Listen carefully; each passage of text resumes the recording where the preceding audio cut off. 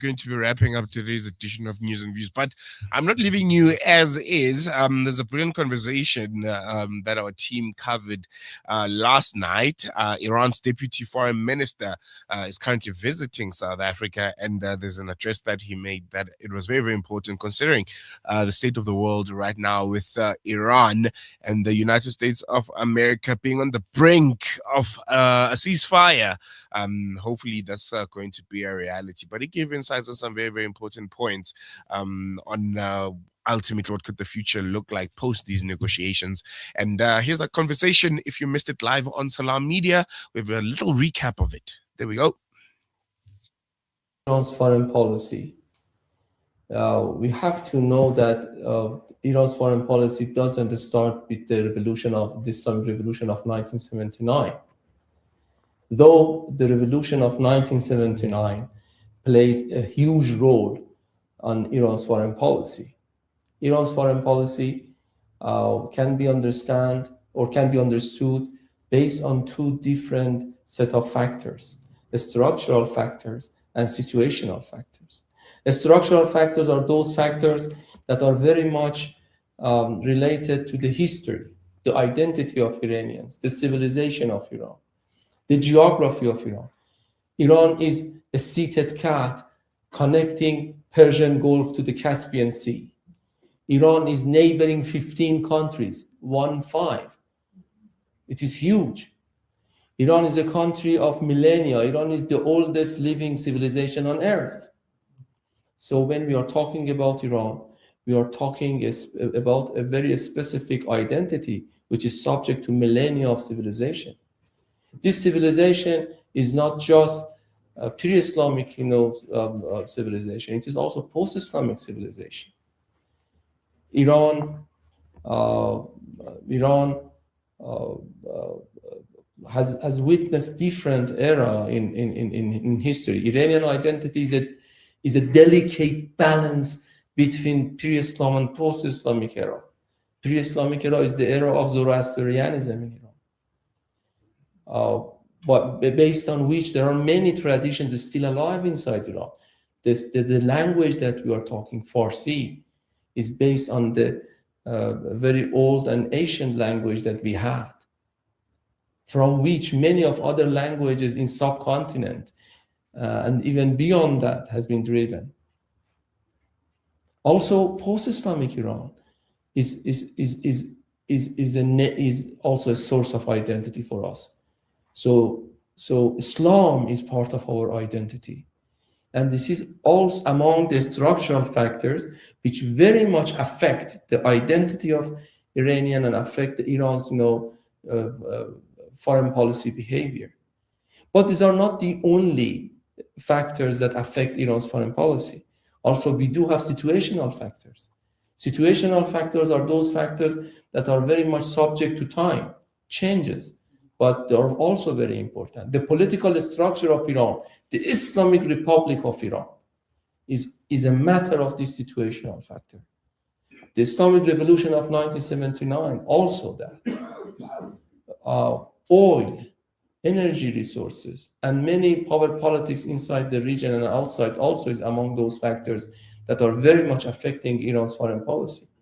When I'm talking about the political structure of Iran as a source of a situational element which very much affect Iran's foreign policy, I'm talking about the political structure as Islamic Republic. Islamic Republic is a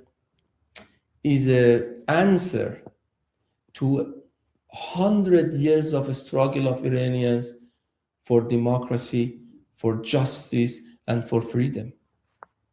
From the constitutional revolution in Iran almost 120 years ago, up until now, there have been different attempts by Iranians to settle down this dispute.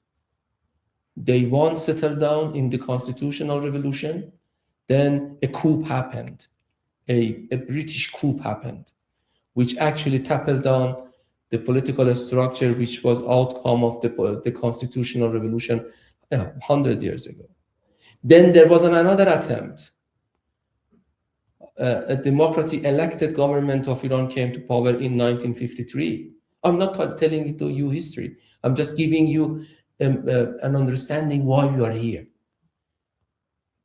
Iranians struggled, pioneered, and nationalized their oil industry.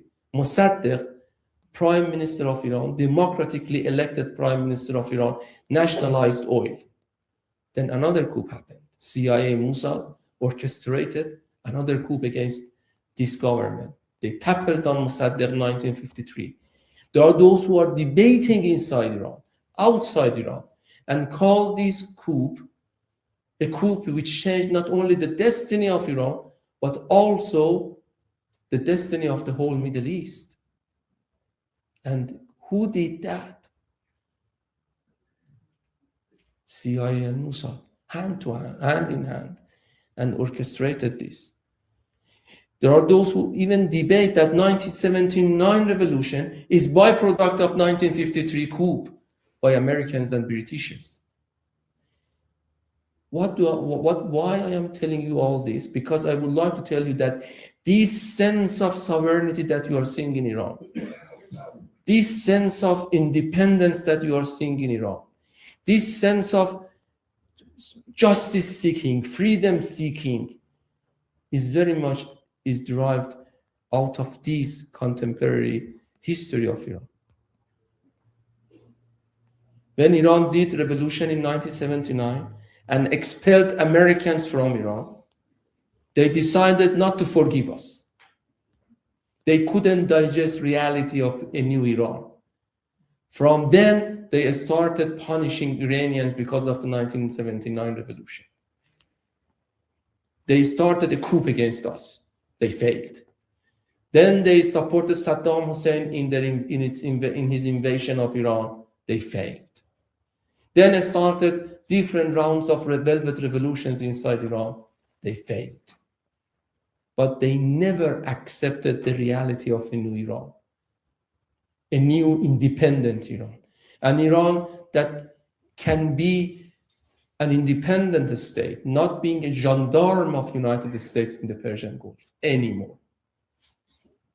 The people of Iran decided to be independent. They didn't accept.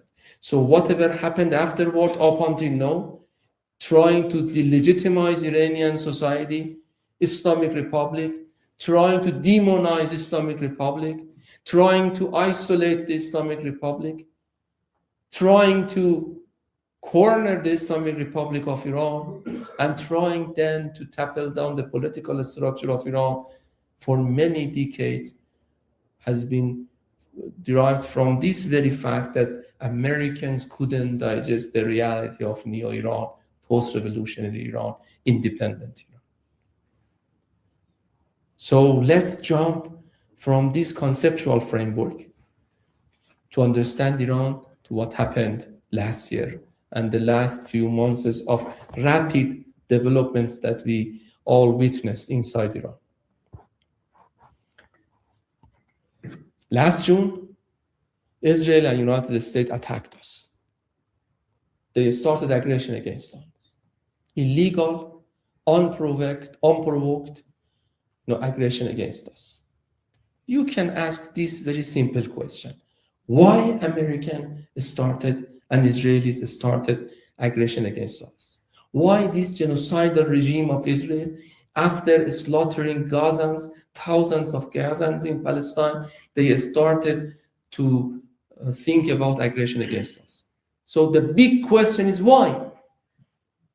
Was Iran an imminent threat to anybody? Was it because Iran was not negotiating, was not accepting diplomatic solution to settle down the dispute with the United States? Was Iran an imminent threat? Nadir talked about 2015 nuclear agreement. In 2015, we signed an unprecedented agreement between Iran and P5+1. P5 means permanent members of United Nations Security Council plus Germany. 15 consecutive reports by the International Atomic Energy Agency, which is the sole watchdog of approving and endorsing that Iran was abided by terms and conditions of that nuclear agreement, said crystal clearly that Iran was fully and faithfully implementing the JCPOA. And what is the JCPOA? That nuclear agreement. Even Tulsi Gabbard, you know her, in a hearing, in a briefing in the Congress, said last March, 2 months before the Israelis' aggression against Iran, that there is no evidence whatsoever that Iran's program has been deviated or Iran has pursued any nuclear weaponization.